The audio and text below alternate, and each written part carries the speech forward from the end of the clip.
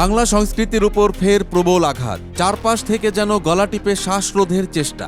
Grenade ও বোমা মেরে বাঙালির সংস্কৃতিকে স্তব্ধ করে দেওয়ার মৌলবাদী অপচেষ্টার 2 দশক পর ফের সরকারে উগ্রপন্থী দখলদাররা।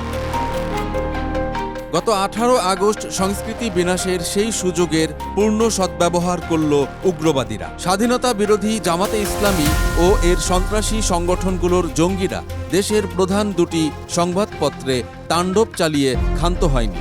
ঢাকার কাউরান বাজারে প্রথম আলো ও দ্য ডেইলি স্টারে লুটপাট ও অগ্নিসংযোগ শেষে জঙ্গিদের স্রোত এগিয়ে চলে দেশের বৃহত্তম সাংস্কৃতিক বিদ্যাপীঠ ছায়ানটে।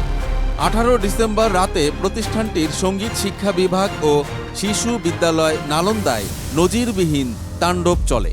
প্রশাসনের নির্বিকার ভূমিকায় উগ্রপন্থীরা চরম ঔদ্ধত্যে বাদ্যযন্ত্র, মূল্যবান গ্রন্থসম্ভার পুড়িয়ে ছাই করে দেয়। উগ্রবাদীদের আক্রোশ আছড়ে পড়ে ছায়ানট ভবনে বিভিন্ন কক্ষে থাকা প্রতিষ্ঠানটির প্রতিষ্ঠাতা ওয়াহিদুল হক ও সঞ্জিদা খাতুন ফকির লালন শাহের অঙ্কিত চিত্রপটের উপর। 24 জুলাই আগস্টের মেট্রোপ্লাস নৈরাজ্য ও পুলিশ জনতা হত্যার অন্যতম জঙ্গি নেতা শরীফ ওসমান হাদির হত্যার ঘটনায় জঙ্গিদের এই তাণ্ডব ছায়ানটে কেন আছড়ে পড়ল, সেই উত্তর খোঁজার মধ্যেই পরদিন 19 ডিসেম্বর মৌলবাদী আক্রোশে পুড়ে ছারখার দেশের ঐতিহ্যবাহী সাংস্কৃতিক সংগঠন উদীচী। বিভ্রান্ত হয়ে 24 মেট্রোপ্লাস নৈরাজ্যে অংশ হওয়া উদীচীর একাংশও রক্ষা করতে পারল না সেই আগ্রাসন। নানা সূত্রে প্রকাশিত তথ্য বলছে, জামাতের নির্বাচন বানচাল চক্রান্তে রাজনীতির হাতিয়ার বানাতেই ইনকিলাব মঞ্চের হাদিকে নিপুণভাবে হত্যা করে সেই দায় আওয়ামী লীগ ও ভারতকে চাপাতে দাবেদার অসরকারকে নিয়ে হেন অপচেষ্টা নেই যা করছে না জামাতে ইসলামী। 71-এর রাজাকারদের উত্তরাধিকার জামাতের বর্তমান নেতৃত্বে গভীর নীল নকশায় বাঙালির অভিন্ন সাংস্কৃতিক ঐতিহ্যকেই বড় শত্রু হিসাবে বিবেচনা করছে। সেই নীল নকশারই অংশ উদীচী ও ছায়ানটে হামলা। উল্লেখ করা প্রয়োজন যে 1999 সালের 6 মার্চ যশোর টাউন হল মাঠে উদীচীর জাতীয় সম্মেলন ও 2005 সালের 8 ডিসেম্বর নেত্রকোনার কার্যালয়ে বোমা হামলা এবং 2001 সালের 14 এপ্রিল ছায়ানটের বাংলা নববর্ষ অনুষ্ঠানে ভয়াবহ গ্রেনেড হামলায় বহু হতাহতের পর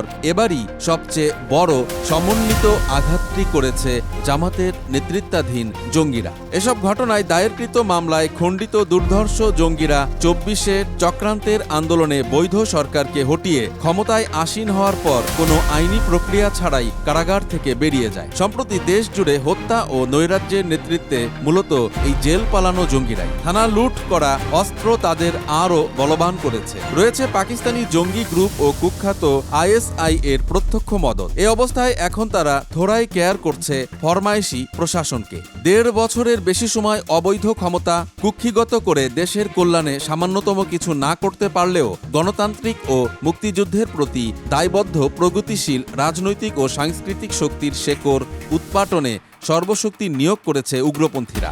5 আগস্ট 2024 সরকার পতনের সঙ্গে সঙ্গে নজিরবিহীনভাবে এদের লক্ষ্যবস্তু হয়েছে দেশের ইতিহাস, ঐতিহ্য ও সাংস্কৃতিক চর্চার আঁতুড়ঘরগুলো। 5 আগস্টে তারা বঙ্গবন্ধু স্মৃতি জাদুঘর ও ট্রাস্ট ও ভারতীয় হাই কমিশনের সাংস্কৃতিক কূটনীতির অনন্য প্রতিষ্ঠান ইন্দিরা গান্ধী কালচারাল সেন্টারকে জ্বালিয়ে পুড়িয়ে অঙ্গার করে দিয়েছে। একইভাবে তাদের টার্গেট হয়েছে দেশের বহু সাংস্কৃতিক প্রতিষ্ঠান, গ্রন্থাগার ও মুক্তিযুদ্ধের স্মৃতিস্মারকগুলো। বাঙালির হাজার বছরের আরাধ্য স্বাধীন রাষ্ট্র প্রতিষ্ঠান কঙ্কটাকীর্ণ পথে সবচেয়ে বড় অর্জন মুক্তিযুদ্ধ। ধানমন্ডি 32-এ পুড়ে ছাই ও লুট হয়ে যাওয়া বঙ্গবন্ধু স্মৃতি জাদুঘরে মুক্তিযুদ্ধের অমূল্য সব ঐতিহাসিক নিদর্শন ওরা ধ্বংস করেছে অবলীলায়। কোনো কিছুর বিনিময়ে আর তা ফিরে পাওয়া সম্ভব নয়। স্বাধীন বাংলাদেশে বাঙালির অভিন্ন ঐতিহ্যিক পরম্পরাকে শক্তিশালী করার বলিষ্ঠ প্রতিষ্ঠান ইন্দিরা গান্ধী সাংস্কৃতিক কেন্দ্র। ধর্মীয় উগ্রবাদীরা এই কেন্দ্রের গ্রন্থাগারে থাকা অমূল্য সব গ্রন্থ ও বিশ্ববিশ্রুত শিল্পী সাহিত্যিকদের ঢাকা সফরের স্মৃতি জ্বালিয়ে দিয়েছে। এ যেন 71-এর 16 ডিসেম্বরের পূর্বে 14 ডিসেম্বরের বুদ্ধিজীবী হত্যাকাণ্ড। তবে শ্বাসরুদ্ধকর এই অবস্থার মাঝেও আশার কথা এই যে সংস্কৃতি অন্তপ্রাণ বাঙালির রন্ধে রন্ধে থাকা চেতনা যে মৌলবাদী অপচেষ্টায় নিঃশেষ হবে না আমরা টের পাচ্ছি। এর উজ্জ্বল দৃষ্টান্ত সদ্যপুরে ধ্বংসপ্রাপ্ত ছায়ানট ও উদীচীর শিল্পীদের তাৎক্ষণিক প্রতিবাদ এবং প্রতিরোধ যাত্রা। প্রবল আত্মবিশ্বাসে তারা ফের উচ্চকিত হয়েছে। আমরা হারবো না, প্রতিবাদী গান ও তাৎক্ষণিক মিছিলে। ছায়ানট উদীচীর সেই প্রতিবাদী কণ্ঠস্বর যেন আমাদের নববিজয়ের আহ্বান শুনিয়েছে। আমরা কি সেই বিজয়ের অভিযানে নির্জীব ক্লিবের মতন ঘরের কোণে বসে থাকব? ছায়ানটের শিশুদের সেই মুষ্টিবদ্ধ হাত ও বলিষ্ঠ কণ্ঠ কি আমাদের উত্তরাধিকারকে রক্ষায় জাগিয়ে তুলব না?